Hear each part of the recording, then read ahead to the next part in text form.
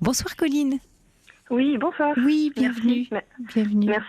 Merci beaucoup. Merci de prendre mon témoignage. Oui. Alors, je vous appelle. Je vais essayer de pas être trop émotive. Mon problème en ce moment, c'est d'avoir un bébé, Oui. de tomber enceinte. Oui. Ça fait plus d'1 an et demi que j'ai arrêté la pilule. Donc, en janvier 2017, plus précisément. Il s'était rien passé jusqu'à environ début octobre 2017, où je suis tombée enceinte. Mais c'était un œuf clair. Oui. Donc, curetage. Et depuis, plus rien du tout. Plus rien. Des problèmes de santé, mais en tout cas, des problèmes de santé. pas de grossesse. D'accord. Malade comme aujourd'hui, voilà la petite trachéite tous les mois, tout le temps malade, tout le temps malade. Plutôt dans la voix, donc trachéite, enfin le côté ORL, quoi. Voilà. D'accord. Ouais. Souvent, oui, souvent. D'accord. Même si j'ai eu d'autres trucs, mais c'est souvent. Ouais. Bon, mais en de tous les cas, voilà, pas de grossesse. Et j'avoue que ça me mine énormément le moral. Et encore, c'est gentil. Ça me déprime assez. Ouais. Mon gynéco, que j'ai été voir cet été, a l'air de penser que ce serait peut-être parce que j'aurais peur de retomber enceinte. Ah oui. Qui fait que ça vient pas. Donc, d'accord. Sauf que moi, j'ai pas peur. Effectivement, j'ai peur de refaire une fausse couche. Oui, mais depuis je suis totalement prête. D'accord. Voilà. Donc ça vous a pas tellement parlé, ce qu'il vous a dit? En fait, au début, il me dit, il m'a posé la question en me disant, mais vous avez peur de tomber enceinte? Alors tout de suite, je dis, bah non, bien sûr que non. Ouais. Et en fait, il m'a dit, mais vous avez peur de après? Et là, j'ai réfléchi, j'ai fait oui, effectivement, j'ai peur de refaire une fausse couche. Mais voilà, j'aimerais dépasser ça parce que, moi, je suis quand même prête, quoi. Oui, Et d'accord. mon autre souci aussi, à ce niveau-là, c'est que toutes les personnes autour de moi, les personnes en fait qui n'ont pas connu ce problème, me disent toutes, c'est très bizarre, mais toutes les personnes me disent, mais arrête d'y penser. Et c'est voilà, facile comment à ne dire. pas y penser. Oui, c'est ça. C'est très culpabilisant. Et c'est impossible en fait. Donc ça culpabilise vraiment, quoi. Oui. Et comment ça se passe avec votre conjoint, donc le papa de votre premier enfant? Lui, comment il vit ça? Alors lui, il est parfait en fait. Il n'y a aucun souci, il ne met pas du tout la pression. Au contraire, vraiment, il apaise, quoi. Surtout que moi, je suis pas facile pendant mes règles. Je suis vraiment pas facile du tout. Mais oui, parce qu'à chaque fois, ça signe le fait que ça n'arrive pas. Oui. Voilà, c'est ça. Et je sais que je peux me mettre, j'ai des colères. Je suis vraiment, il encaisse beaucoup, quoi. Il encaisse beaucoup. Donc, Colline, justement, j'ai une question.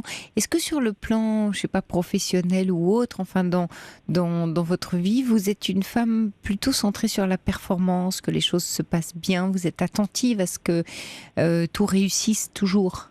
Complètement. Ouais. Complètement. Et ça me frustre beaucoup quand ça va pas comme je veux, en fait. Bah bien sûr, oui. Ouais. Il est très bien, ce bébé qui ne vient pas. Il vous apprend beaucoup de choses. Oh, c'est une vraie leçon de vie. Oui, c'est une vraie leçon de vie. Oui. Parce que Colline, ce qui me semble, c'est que, et c'est là où c'est assez magique, et on parlera après comment le premier est arrivé, mais vous voyez, le fait surtout dans les naissances et dans la grossesse, le fait que ça ne vienne pas, s'il y a bien un endroit de la vie, si on peut dire comme ça, qu'on ne maîtrise pas, c'est bien celui-là.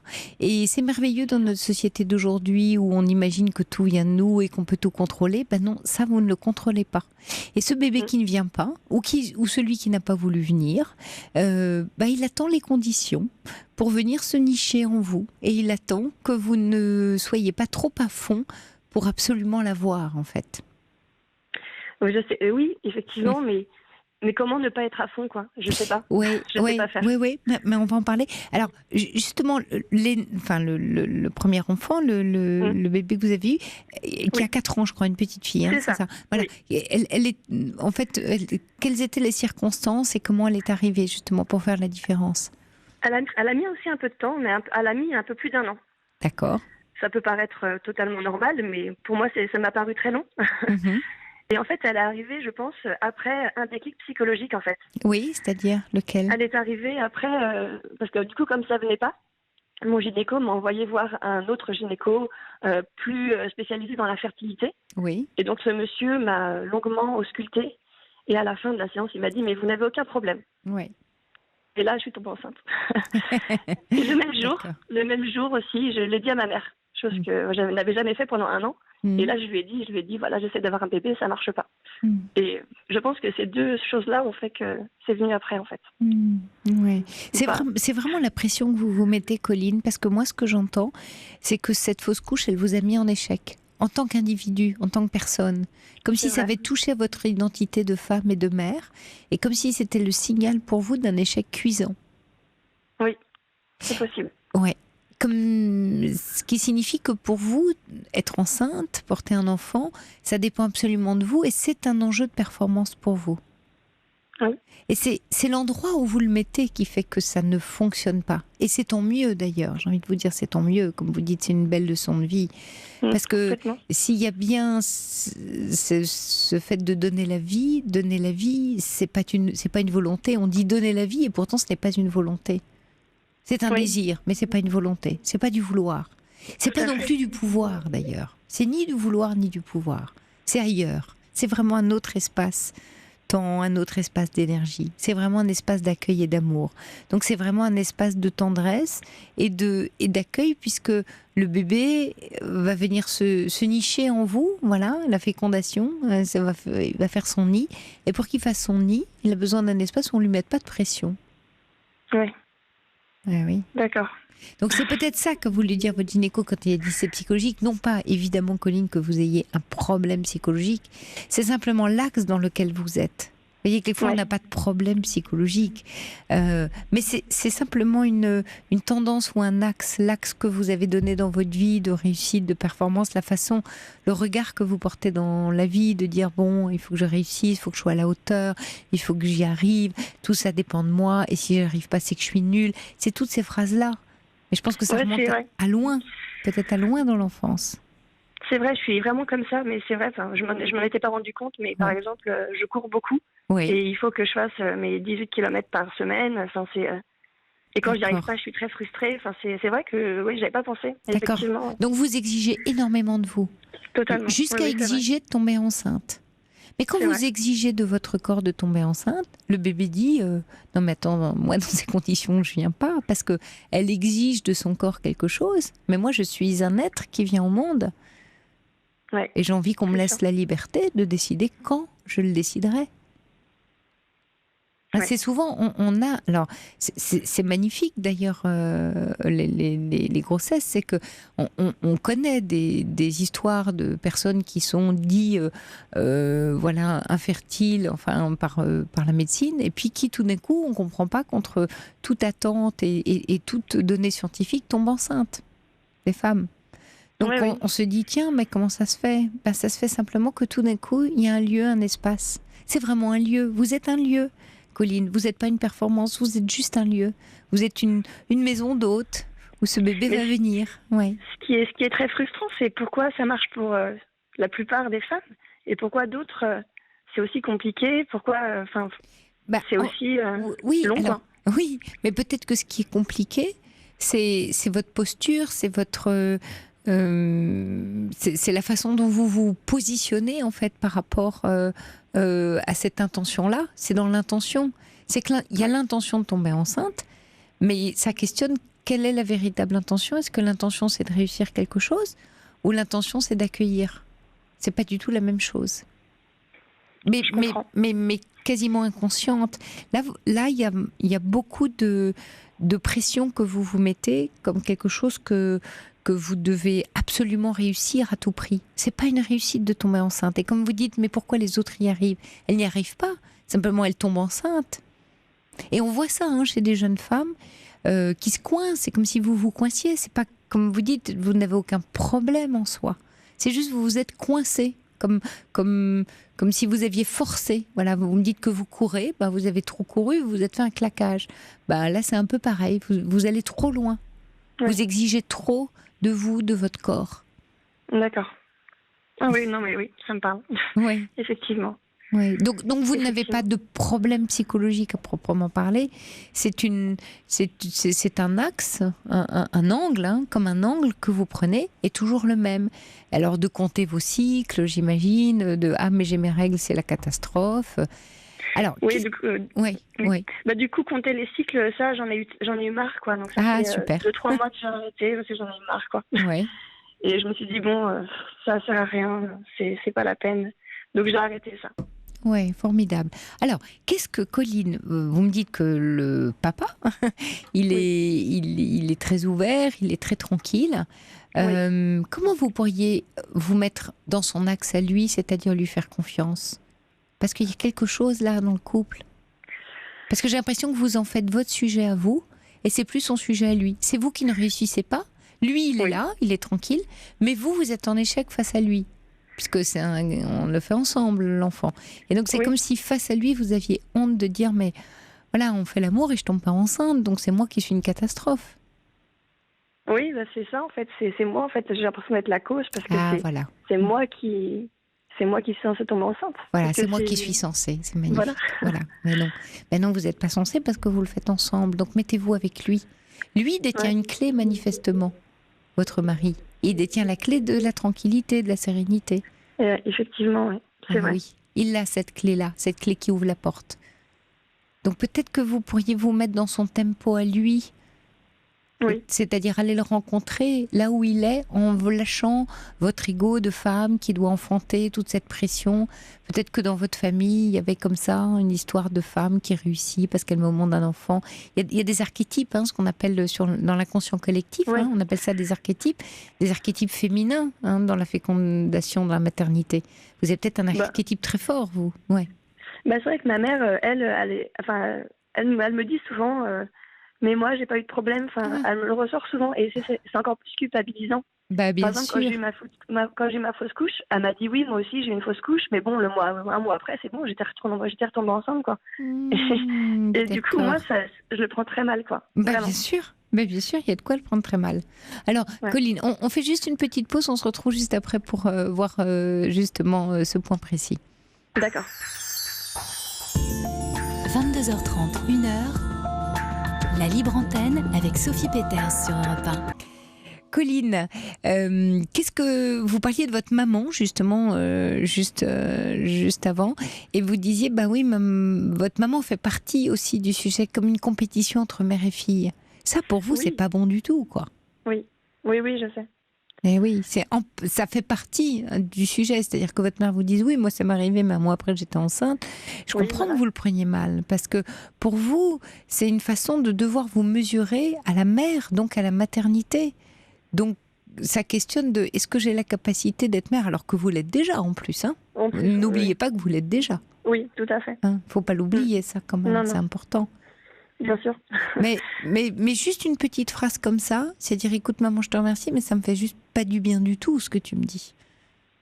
Il me semble que je lui avais dit, enfin non peut-être sur une autre conversation, mais je lui avais dit une fois, elle me parlait d'une amie à moi qui était enceinte et je lui ai dit mais je veux pas en parler quoi, voilà.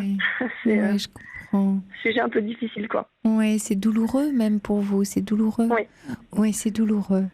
Colline, ça se passe bien avec votre époux? Vous êtes assez liés?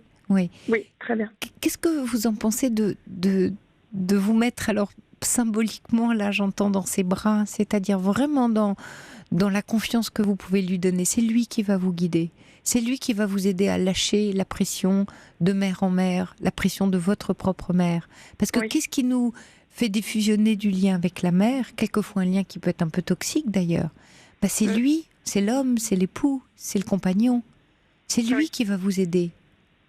C'est lui qui va vous entraîner dans cette relation d'amour qui est la relation de fécondation. Non pas que vous n'ayez pas d'enfant parce que vous ne vous aimez pas, entendez-moi bien, mais c'est simplement dans la confiance que vous pouvez mettre en lui et de lâcher prise sur « je suis toute seule à devoir assurer ». Parce que lui aussi, il assure quelque chose. Ensemble, c'est ensemble. Oui, tout à fait. Je vais essayer de me mettre sur les mêmes longueurs d'onde, la même longueur d'onde que lui, quoi. Oui, peut-être d'en parler beaucoup avec lui en lui demandant de vous guider, que dès que vous avez des idées un peu noires, dès que vous êtes de mauvaise humeur parce que vous avez vos règles, qui vous aident à faire baisser la pression. Il a un rôle là à jouer. Non pas qu'il doit être juste tranquille par rapport au sujet, il doit vous aider. Il a un rôle à jouer auprès de vous. Alors je ne sais pas s'il le joue d'ailleurs ce rôle-là. Il encaisse pas mal. Mais, il encaisse, mais il joue pas son rôle. Du coup, ça veut dire, si vous dites il encaisse, il est passif. Oui, c'est ça, il est plutôt passif, effectivement. Il va pas prendre des initiatives, c'est sûr. D'accord, donc vous allez lui demander de passer en mode actif. Peut-être il n'ose pas. Ça ne veut pas dire qu'il ne sait pas le faire, mais il n'ose pas parce que comme vous occupez tout l'espace peut-être avec votre angoisse et avec le fait de devoir absolument y arriver, bah lui il se dit oulala, comme vous dites, il encaisse parce qu'il n'ose pas tellement vous faire face. Donnez-lui la main. Vous savez comment on dit, je lui donne la main, quoi. Enfin, passez-lui la main. C'est lui qui va prendre le lead. C'est lui qui va être le leader dans l'histoire. Parce que d'abord, ça va vous décharger. D'abord, c'est lui, j'allais dire, plus que symboliquement, physiquement, qui vous féconde. Donc, donnez-lui la main pour vraiment qu'il vous féconde, qu'il reprenne sa puissance d'homme. Parce que quand vous êtes comme ça, dans votre puissance de femme, vous coupez son masculin. Vous êtes toute seule à faire le bébé, autrement dit. Oui. Ben oui, mais ça va pas, ça. Oui, c'est possible. Ben oui, complètement. Colline, vous n'êtes pas toute seule à faire le bébé. Enfin, à faire, j'entends, mais à créer, à le mettre au monde, voilà. Bien sûr, vous allez le porter. Mais la créature créée, ça va être ensemble. Vous allez le porter. Mais vous l'aurez fait ensemble. Ça change tout. Et je pense que vous avez oublié une étape. Vous êtes déjà à l'étape de c'est moi qui le porte, donc c'est moi qui le fais. Vous êtes allé un peu vite là, c'est un peu court. Oui, non, mais c'est tout à fait ça. Ouais. C'est peut-être le côté performance, comme vous disiez tout à l'heure. C'est clair que je me mets beaucoup de pression, quoi. Mais c'est tellement difficile de. Enfin, comment se dire arrête de te mettre la pression. Enfin, j'essaye de penser à autre chose, mais comment faire, Vous avez raison, Colline. Non, c'est pas arrête de te mettre la pression, c'est faire autrement. Parce que arrête de te mettre la pression, c'est plus de la même chose. Hein, c'est-à-dire, c'est mets-toi de la pression, on est sur le même terrain. Non, oui, c'est ça le problème. Oui. Donc, mon problème. Voilà, mais je comprends bien, Colline, parce que vous pouvez pas vous demander d'arrêter de mettre la pression. Par contre, vous pouvez vous mettre ailleurs. Quand je vous dis vous mettre ailleurs, c'est que ne pas arrêter de vous mettre la pression, mais la pression ne peut baisser que parce que tout d'un coup, vous allez changer de posture, vous allez changer d'axe. Vous allez l'écouter lui demander d'être plus présent, lui demander de vous aider. Et c'est ça qui va arrêter la pression. C'est pas le fait que vous vous disiez j'arrête de mettre la pression, ça marche jamais. Vous pouvez pas le faire, ça. Vous pouvez vous dire ah ben non, j'ai compris, mais il faut pas que je fasse comme ça. Vous voyez, parce que quand vous êtes dans le il faut pas que je fasse comme ça, vous êtes dans le même système qu'avant, c'est-à-dire vous vous mettez quand même la pression puisque vous dites qu'il faut arrêter. Donc ça revient au même. Ça revient exactement au même. C'est comme les personnes qui me disent mais il faut pas, n'y pense pas. C'est impossible en fait de pas y penser. C'est impossible. Mais non. Mais non, c'est absolument pas possible.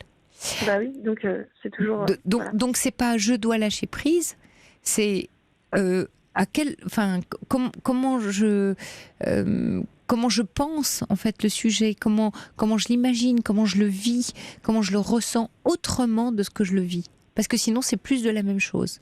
Quand vous dites il faut pas que j'y pense, c'est toujours plus de j'y pense mais il faut pas que j'y pense. Ça peut pas marcher. Oui, c'est ça. Donc c'est vraiment changer, je parle d'endroit, de lieu à l'intérieur de vous. L'endroit où ça se passe, c'est pas le bon endroit. Donc vous êtes toujours au même endroit. Imaginez que vous soyez toujours dans la même pièce. Il faut que vous changiez de pièce. C'est pour ça que je vous dis, allez dans la pièce où est votre mari. Changez d'endroit. Et ça se passe à l'intérieur. Mais vous pouvez pas arrêter quelque chose. Vous pouvez juste vous dire, d'accord, donc je vais lui en parler. Je vais l'accueillir. C'est vrai qu'on le fait ensemble. Vous voyez, c'est bouger votre regard, vraiment. C'est oublier que c'est juste vous toute seule qui faites tout. Alors, Colline, on va accueillir Isabelle qui est là, parce qu'Isabelle vient d'appeler Corentin et dit j'ai eu plusieurs fausses couches. On m'avait parlé de lâcher prise. Au final, il est arrivé. Bonsoir Isabelle. Oui, bonsoir. Oui, vous êtes là. Oui, merci d'appeler. Alors, j'appelais effectivement parce que donc j'entendais le message de Colline et voilà, ça a fait un peu écho avec moi. Moi, j'ai un parcours un peu compliqué de grossesse, fausse couche, grossesse extra-utérine. J'ai eu une fille, je suis tombée enceinte à chaque fois très rapidement. Et après ma première, quand j'ai voulu faire un deuxième, ça a été assez compliqué. J'ai fait encore 5 ou 6 fausses couches, jamais expliqué. C'est toujours la faute à pas de chance parce qu'on a fait des batteries d'examen et il y avait jamais rien. Tout était normal, mais à chaque fois le cœur a arrêté de battre. Et j'ai fini par aller voir une personne qui m'a dit que, en fait, il fallait que j'arrête de lui mettre la pression à ce bébé que je l'attendais trop, et qu'il n'était pas encore arrivé et qu'il avait trop la pression et que du coup, il avait peur de venir parce que je lui mettais trop la pression. Exact. C'est-à-dire que on calculait tout, en fait. C'était à se dire, là, on peut pas partir en vacances parce que dans l'idéal, je voudrais être enceinte et si je suis enceinte, je pourrais pas faire ça. Donc on partait plus en vacances à telle date parce qu'on avait au cas où je sois enceinte. Oui, ça lui met déjà la pression à cet enfant qui va venir. Voilà. C'est ce que disent les tribus très anciennes. On dit que l'enfant choisit ses parents, choisit le lieu, et donc si c'est pas prêt, il vient pas. Voilà. Et que donc trop de pression faisait qu'il venait pas. Et on a fini par effectivement lâcher et puis se dire qu'il allait venir. Et il a fini par arriver. Ah oui, formidable. On avait même fini par abandonner l'idée à bout de la 9e. À un moment donné, on s'est dit stop, on arrête. Puis moi, j'en avais déjà un, donc c'est vrai qu'on s'était dit ça fait, tant pis, on en a un, on n'en aura pas deux. Et j'avais un médecin qui m'avait dit mais vous êtes bien parti pour en faire beaucoup, pour avoir plein de bébés, vous en aurez une dizaine. Et quand je suis arrivée, quand on s'est dit avec mon mari qu'on arrêtait, on était à 9. Et j'ai vu 9 et j'ai repensé à mon médecin qui m'avait dit vous en aurez 10. Et j'ai dit au mari, en fait, il faut qu'on fasse un 10e essai, qu'on essaye le 10e. Même si ça marche pas, je veux 10. Et puis, on a fait le 10e et ça a marché. Ah, formidable. J'ai eu mon petit bonhomme qui est arrivé en lâchant prise, en se disant qu'il fallait effectivement pas lui mettre la pression. Je vous propose, Isabelle et Colline, de rester avec nous. On fait une petite pause pour les informations. Et justement, comme ça, Isabelle, vous pourrez peut-être donner 2-3 pistes à Colline. À tout de suite. À tout de suite. Merci. La libre antenne, tous les jours dès 22h30 sur Europe 1. Et on vous retrouve, Colline et Isabelle. Merci Isabelle, parce que Corentin m'a dit dans le casque que vous étiez arrêtée sur la route pour nous parler à Colline. Donc vraiment, je vous remercie, parce que vous faites peut-être une longue route de nuit. Qui nous touchent. Qui nous parle. Oui. Alors Isabelle, justement, quel conseil vous pourriez donner à Colline? Donc on a bien compris, oui, effectivement, et Colline aussi a compris comment lâcher prise. Je ne dois pas y penser, mais j'y pense quand même. Quelles indications peut-être vous pourriez ajouter? Je n'ai pas forcément d'indication comme ça particulière. C'est un déclic. Ça. Mais c'est se dire que qu'il faut continuer à avancer, continuer à faire des projets, à faire d'autres choses, et puis que ça vient. Oui, j'aime bien ça. Où effectivement où on lâche. Alors ça ne veut pas dire qu'on n'y pense plus, mais où on passe à autre chose aussi. On continue à avancer, à construire. C'est très important ce que vous venez de dire. C'est très important, Isabelle, parce que ça dit aussi autre chose. Ça dit la vie continue, et du coup, un enfant, il vient parce qu'il s'insère dans une vie en mouvement qui se construit. Et ce que vous dites dans votre témoignage, c'est nous, on avait arrêté de vivre en l'attendant. Et c'était trop de pression. Non, un enfant, il vient se nicher, il vient prendre racine à un endroit où la vie est en mouvement, où il y a des projets, parce qu'il sait qu'il va faire partie de ce mouvement. Et c'est ça que vous êtes en train de dire, en fait, Isabelle. Oui, donc vous avez remis le couple et l'histoire en mouvement. Voilà. Ça vous parle, ça, Colline? Qu'est-ce que vous en pensez? Ce mouvement, peut-être c'est plus d'indications pour vous. Colline? Ah, zut, on a perdu Colline. Je regarde Corentin. Bon, on a perdu Colline. J'espère que elle nous... Oui, allô, vous êtes là? Oui, allô? Ah oui, voilà. On a peur vous a pas... Oui, ce que disait Isabelle, cette remise en mouvement, ces projets. Oui. Qu'est-ce que... oui, alors ça me parle vraiment. Parce que justement, moi, je reviens un peu là-dessus, parce que de bientôt 2 ans, je reviens un peu là-dessus. Mais c'est vrai qu'au début, on n'achète pas de maison tant que... je voulais pas changer de travail aussi, parce que je voulais pas avoir en fait un nouveau travail pour ensuite peut-être quelques mois après dire à mon nouvel employeur je suis enceinte, donc je vais devoir partir en congé maternité. Donc ça me retient aussi dans mon travail actuel. Et c'est vrai que j'en reviens un petit peu. C'est vrai que on n'a pas encore acheté la maison, mais je fais quelques recherches de boulot quand même. J'ai fait quelques entretiens. Mais c'est vrai que même pour les vacances et tout, c'est vrai que ça me parle beaucoup, quoi. Oui, parce que c'est comme si vous arrêtiez de vivre en attendant un bébé. Et lui, c'est ce que je disais, c'est que je mettais ma vie entre parenthèses, quoi. Oui, mais lui, c'est la vie même. Un enfant, c'est la vie même. Lui, un enfant, il vient parce qu'il y a de la vie. Et il a vu la lumière allumée, il a dit c'est super, j'arrive. La lumière, elle est éteinte. Il dit écoutez, non. Il est trop stressé, il attend trop. Il est trop stressé, il est trop tendu. Il est trop attendu, il a trop de pression, il faut lâcher la pression pour qu'il puisse venir. Sinon, il n'est pas encore arrivé, il y a pas de poids, il y a trop de poids sur lui avant même qu'il soit arrivé. Oui, il y a trop de poids. C'est dur aussi d'entendre mais vous attendez trop le bébé. Alors c'est vrai. En fait, comme phrase. Oui, je comprends Colline, parce que en même temps, c'est vrai que c'est beau de l'attendre. Alors peut-être que ce qui vous aiderait, c'est pas attendre, c'est cette notion d'accueil. Vous savez, quand on accueille, on attend sans attendre. C'est un peu attendre sans attendre. C'est que oui, bien sûr, vous l'attendez. Mais vous n'en faites pas ce que dit Alcor, très justement. C'est pas d'arrêter d'y penser, mais arrêter d'en faire une fixation. Réapprendre à embellir sa vie dans la joie, ça enclenchera l'arrivée du bébé. C'est-à-dire, le sujet, c'est la fixation.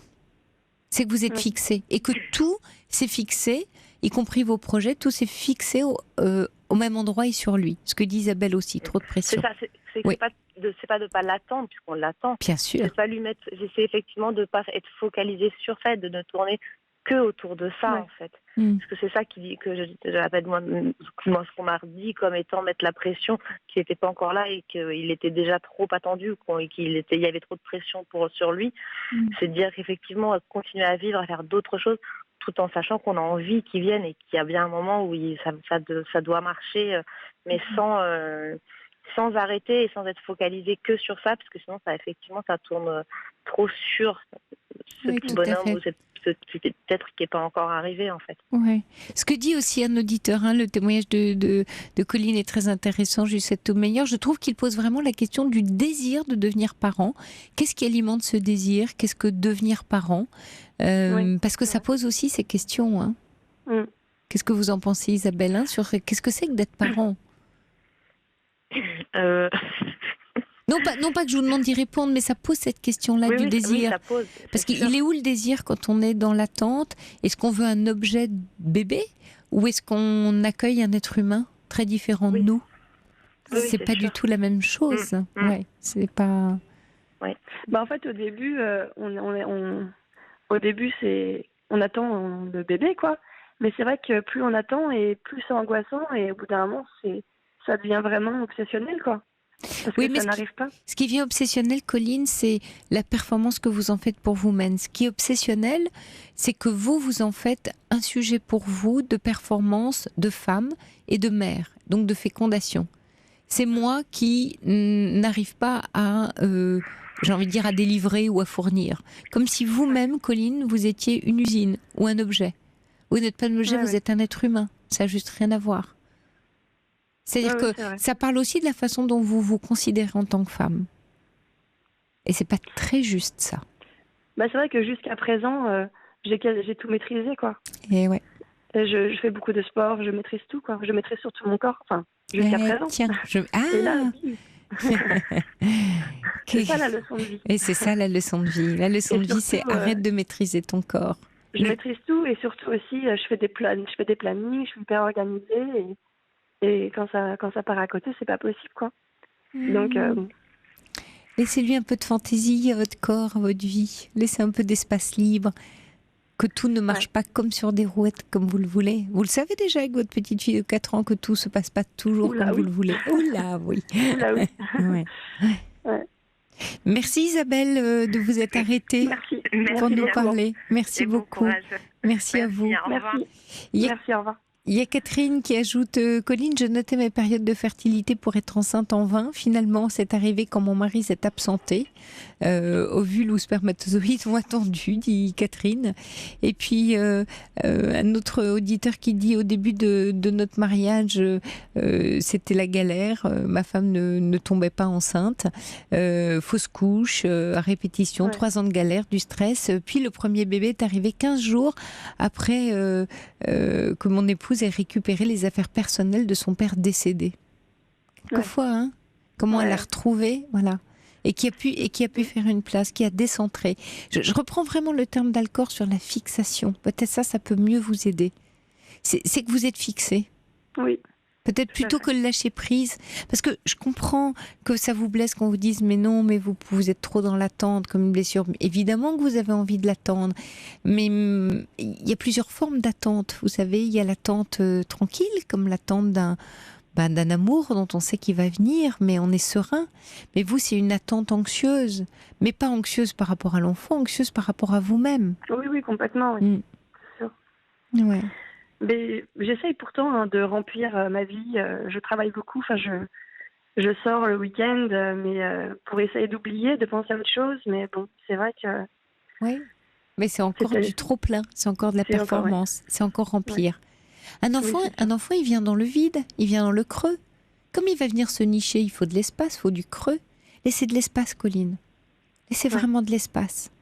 Et l'espace, il est dans les bras de votre mari, il est avec le papa. Parce que dans ce que j'entends, de ce que vous dites ce soir, il n'a pas d'espace, lui. Oui. Lui, le papa, il n'a pas d'espace. Il faut qu'il ait son espace, puisque vous allez le faire ensemble. Sinon, quelle est sa contribution ? Alors, il devient passif et il attend. Et c'est un peu dommage, du coup, pour votre couple. Oui, c'est vrai. Donc lui, à mon avis, il a une sacrée clé. D'accord. Il a une sacrée clé. Hein, je vais lui faire écouter. Peut-être, voilà, je ne sais pas quels sont vos projets à court terme, ou s'il y a des vacances à la Toussaint ou bientôt. Faites des projets, mais des projets d'amour, le plus possible, avec votre petite fille. Et vous allez voir que ce bébé va arriver comme par miracle. Remettez-vous dans l'amour, dans les projets, dans la vie, dans ce que vous aimez faire, dans ce que vous aimez partager, dans ce couple que vous vous êtes choisi.